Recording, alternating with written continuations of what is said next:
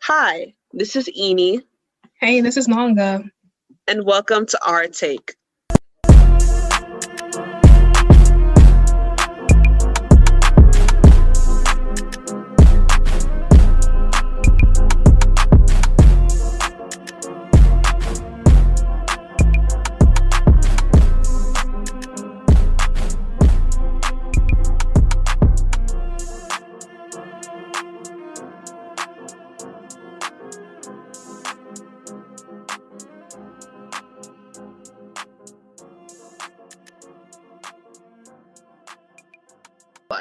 Hey guys, welcome to our take.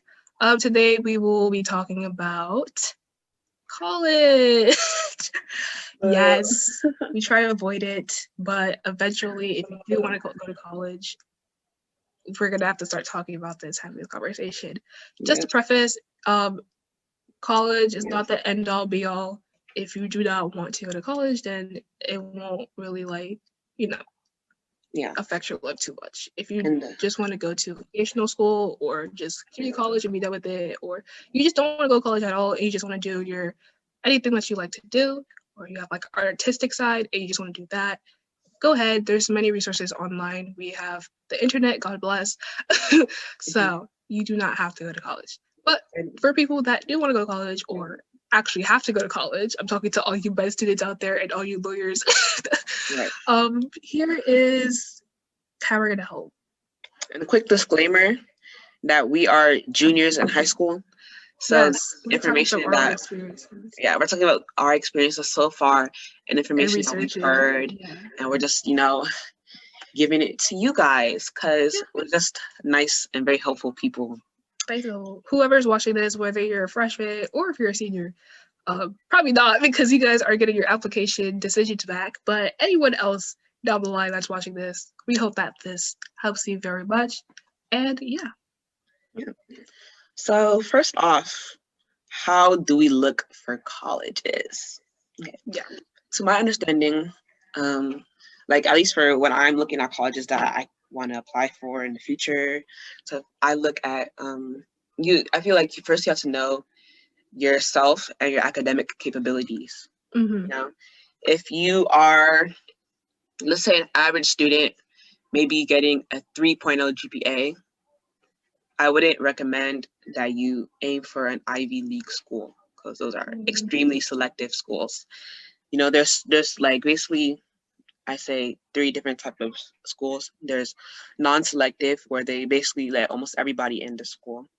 They have selective, which is maybe 50% acceptance rate and to like 80-ish% or so. And then there's very selective, where you get with Ivy Leagues, University of Chicago, so and so, which are like 6%, 10% acceptance rates, you know? And yeah, and then there's like different types of colleges, universities. If you're looking to do something in STEM or something, you might want to aim for a private research university or some research university in general.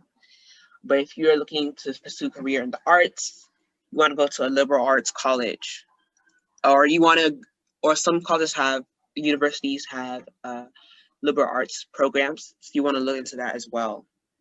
Yeah, I'll just say with I'll get into this later, but personally, I feel like if you're a person with like a 3.0 GPA and you do want to apply to Ivy League, I say go for it, because at the end of the day, these are very much lottery style things. Every year they look for something different. If you know that your grades aren't that bad or aren't that good, but you do have like the extracurriculars to make up for it or whatever, then use that to your advantage and glorify that instead of give it on your grades, because your grade is just a number, I guess. But yeah, do focus on that. Personally, when I look for schools, I look into where it is, how much I would be paying, because sis, I have no money, and just like the program. Edie said, if you're going to a STEM school, you might want to look into either things like MIT, which are tech schools, or just research schools. And if you're planning on doing anything like liberal arts, then it would be fine for you to go to a liberal arts school. But that aside, like I'd say just put schools on your list that you would see yourself going to. If you can't see yourself going to that school, then you might as well take it off your list because we're wasting time and you're wasting money. So yeah, personally, my list right now is all schools that I feel like I would be comfortable at and I want to go. Obviously, there's schools that I do like more than others, but at the end of the day, I still see myself going to those schools. So, like I said, location, if they have your major, or if you don't have a major yet, you can go undecided, but just make sure like your options are open for what they do offer. Yeah. And just like if they have, good internships or whatever for whatever job field that you want to do. There's a lot to look in. Write a list what you want to see in a school and go based off of that list to, Google schools. Like it's just Googling and doing all that. So Yeah. And I think that besides the obvious, you also think of like the smaller details about the schools you're going to, like where is it located? Is it cold? Is it warm? Will you need cars to travel everywhere? Yeah, because like keep in mind, like you're gonna live there for the next like 4 years or 2 years or whatever of your life. Especially if you're going out of state or something. Yeah, those are very much important to think of. You don't want to be, I don't know, I'd say you don't want to be a person of color going to a town that you can get hate crime did. So I feel like you should watch out for that one. But yeah. So those are just how you should look for schools. Yeah, you want to make sure if you want a sorority or certain clubs or sports, make sure you look for those as well. Yeah. So next we're gonna go into the application process. So I'll just like go through a timeline and just speak on things, and if Edie has anything to say, she will interject. So usually end of junior year, that is when you should probably ask for recommendations from your teachers so they have time over the summer to do it. Please do not ask for recommendations during the fall because there's a lot of students, especially in our class, the school that we go to. Not gonna disclose because that's weird, but there are, a lot of students in our class that might need these recommendations. So I advise to ask early on and ask the teachers that you know and they know you. Obviously, I'd say that you don't have to like ask teachers that you do well in their class. Like if you really struggled in their class, but you were close with that teacher and they can see like your effort, I would tell you to ask that teacher. And I would also say ask a science teacher and ask like a humanities teacher, just just for that well-rounded look, I guess. Yeah. And then that would be like May, summer, whatever. During like the months of July to August, I would say you should start writing your essays. Common application, which is what you will use to apply to these schools, or coalition, they open on August 1st, so you can, put all your personal information, and that's just easy. Like that's just the easy part. But the part that actually needs to go, like you need to put some thought into are, of course, your essays, your supplemental, and your extracurriculars, and how you're going to list that all. Yeah. So, like I said, I would start writing, your personal essay in December because that stays the same for all the years. People think that it's like a high school essay. It's really not. It's about you. You're telling your story, so please make it memorable. And other thing I'll say about that is, if it's gonna be a sob story, make it a good, make it like a memorable one. I would say make it have a happy ending. It's kind of like from admissions officers, I've kind of heard like they're kind of tired of that, sob story thing. But you can make it about anything: a sock, a potato, your life in Vietnam. Like, I don't know. Do anything you want. It's your life. It's your story. Yeah, make it show. It really shows who you are as a person, your values, or your ideals. And it really helps if you're a good writer, so you can. Yeah, it helps if you're a good writer, and if you're not a good writer, then just pretend like you're writing a diary entry and, jot all the things that you feel down.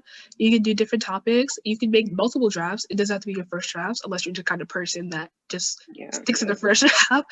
But make sure you get feedback from good writers or a teacher. Not too much feedback, because you don't want to too much feedback. It's just like, it takes the personality out of it. So not too much feedback. I would say ask an English teacher and like a friend, and that'd be it. Like that's as far as I'd go. But yeah, so that's like your August going up into however many months that you write your supplemental to. It depends how many schools that you apply to. Some schools don't have supplementals. Some schools have a ton of supplementals. I'm talking about the Ivies. They have literally like 8 like essays for you, right? I don't know why, but they do. So that's it. Also, I forgot to mention this, but if you are planning on taking the SAT or ACT or whatever, please do that I'd say your junior year. And like, if you can't take it your junior year anytime then, I'd say the beginning of your senior year. The last day you can take it for colleges would be like October. If you're applying early action, you probably don't know what that means. I'll explain it later. This is about to be a long video.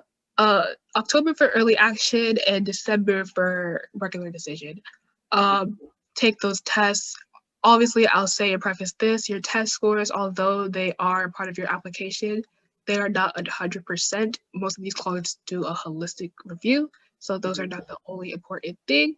But it would be nice if you were in like, the very like in the range of that school. It would be nice. But if you're not in the range, don't fret. Still try. Yeah. You want to make sure you can you're weighing your options kind of with as far as test taking, because especially with the time of COVID, a lot of schools are going test optional. And even with the more recent SAT scandals and so a lot of, I believe some schools are trying to leave the SAT, ACT behind. So you want also, these tests are really, really racist, but we're gonna that's a whole other topic. That's a whole other topic. But yeah, if you don't, right, like Ini said, people are going test optional. So if you don't feel like if you can't take the test, or if you feel like you wouldn't benefit from taking it, then you definitely don't have to submit it. But please make sure that you see that the schools that you do want to apply to are test optional. I did mention regular decision and early action or whatever, just to get into that. So early action is basically, so there's early action, there's early decision. Early action is you applying to the school early to get your decisions back faster. But if you do get accepted at school, you don't have to go. It's still like, you still have your options. Early decision is when you apply to school knowing that if you get in, you have to go. Unless like there's a financial problem, you have to tell the school. If you get into the school and you apply early decision, ED, which is also the same time around early action, which is usually November, you have to go to this school. Regular decision is basically you just applying to the school by usually January, and you get your decision either March or early April. So that's that. I'd also say, so we talked about essays. Extracurriculars. Yeah, building your resume. Yeah. So extracurriculars, building a resume, kind of in the same loop. Do what you like. Please do what you like. There's a lot of people that do things just because they see other people doing it. I've seen a lot of people start organizations that they don't care about. I've seen a lot of people, do internships that they don't care about. Do what you like. It doesn't have to be related to your major. Personally, I'm going to a STEM major. All my extracurriculars are humanities based. Do what you like. That's all I say. Do what you like, and if you do get those opportunities, like those big opportunities, that's fine, but don't be miserable in trying to impress colleges, because at the end of the day, if you don't like this, you're going to be miserable for the rest of your life. You're going to be miserable, like, yeah. And they're going to do. They're not just like, don't like stack things, because it shows that you don't have like values in these that you're stacking. Like, if you join 8 clubs, it's like, for what? Why are you in 8 clubs? Like, it just shows that you don't have, like, you don't care about it. You just want it to stack on. I say quality over quantity. That is like the summary. Yeah. Quality over quantity. Yeah, for me, I'm involved in a lot of what would be considered like humanities extracurriculars, and I do plan on going to, a liberal arts college focusing on humanities. And I think that when you're involved in extracurriculars that focus on your interests and stuff, you're also more likely to get scholarship opportunities, internship opportunities based on those interests. And Yeah. that will help you a lot towards college and stuff, paying for, Yeah. and, even making yourself stand out as an applicant, Yeah, like for example, like I'm taking Korea, like I'm getting my money next year. Like like I'm getting the scholarships next year. So do what you like. You know what? We're just gonna end this with do what you like with your essay, with your extracurricular, sorry. And when you write about them in the application, which I said you use either Coalition or Common App, which most people use Common App. You just you have to really milk what you did in that activity. So that's extracurriculars. You also have your honors, which is just like same thing as extracurriculars. It's just like your awards and whatever honors you're in. Yeah. And then the supplemental essays are to the schools. So specific schools ask for different things. You have your Common App essay, what I mentioned earlier. That's just like your life and whatever. That's like an essay that you're sending to all schools. But there are schools, like I said, that have other supplemental essays that you have to write. And my only advice for that is research the school. And if you find out that you cannot think of anything to write about the school, then you should probably take it off your list, because you probably don't want to go there if there's nothing that you can write about of that school. So I would say take it off your list. There's a lot of pressure to, attend great schools, just having maybe attending an Ivy League just because it's an Ivy League. Mm-hmm. But make sure you actually like the school you're going to. So yes, it saves, not only does it save time, it saves money. It saves money, maybe even saving your life, because imagine going to a school you end up hating and it's miserable there, Depression. But yeah, there's a lot of you go to Ivy to be successful. Yeah. You just need to build yourself up. I mean, you can go to an Ivy and do nothing, not do any internships or anything, and you come out with no jobs. Or you can go to your state school and, do your best to get internships, do your best to connect with people, and then you get so many job offers. So do what you will. Your college experience is really what you make of it. And I know people say that all the time, but it's actually true. And you're probably like, Nangah, what do you know? You're a junior. I've seen things. I've seen things. So make sure that you're actually enjoying what you're applying to, what you're doing. Yeah. The next topic we're going to talk about is money. Money, and money. When you apply to college, there are two state things or whatever. There are two things that people usually talk about, and that's the FAFSA and CSS profile. FAFSA is basically money that you get from the government, and I think the CSS profile is what the school gives you based on whatever. CSS profile, you have to pay for that, and I think your counselor has to put in something for you to do that. FAFSA, you do it on your own, but I would recommend you do it with your parents, because they would need to know your parents' income, if they're divorced or not, if you're independent, which means that you're making your own money. Most people that are applying to college undergraduate are dependent, which means that you depend on other people like your parents. So that's just that. But there are other ways to get money, because FAFSA and CSS, they don't really, if you're middle class like me or upper class, then you don't really get a lot of money. But even then, you still want more money, right? Not to pay for college. FAFSA only could give you so much. And this is why we have these things called scholarships. And scholarships, there's plenty of scholarships out there. The problem is finding the right ones for you, and finding ones that you can actually benefit from. So are real, because there's a lot of fake ones out here. Yeah.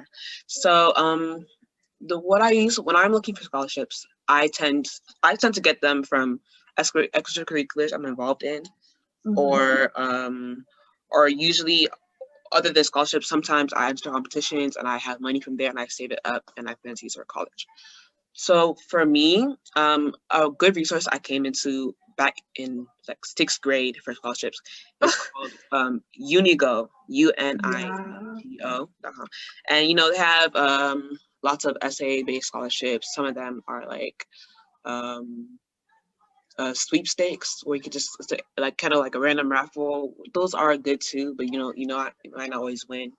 And then I know, especially this year, what's it called? College Board is doing a thing where if you make a list for colleges, if you prepare for college, basically fill out their whole checklist, that you are entered into kind of like a raffle to win Yeah. thousands of dollars for college. So even though I feel like you just have to try a lot of things. Yeah. Also, I was in the comment, like, a lot of people will go for like the big scholarships, and while those are nice, like you do get you get your full tuition or whatever, I would say like you like apply for those, but also apply for like the smaller ones, because little do you know, like when you apply to like 20, 30 of those, they amount up, like they will stack up, and you will end up being like, oh my gosh, where do I get all this money from? It's because you apply to those little scholarships, those $1,000 ones or $500 ones, and they stack up, and you end up being able to pay for college, because Yeah. yeah. I guess I lost my thought there, but yeah, those are also really good too.